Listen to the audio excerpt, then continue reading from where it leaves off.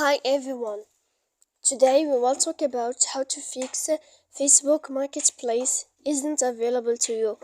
To know how to fix Facebook Marketplace isn't available to you, you should just go to settings like this. We will click. After that, in this page, you will go to apps, default apps, app settings, and then here in this page, you will find the application of Facebook. And you will enter here. After that, in this page you will click for stop. Then you will go to click for you will click storage. After that, in this page you will click clear cache, and then you will go to click clear data. And after all that, you can update your application.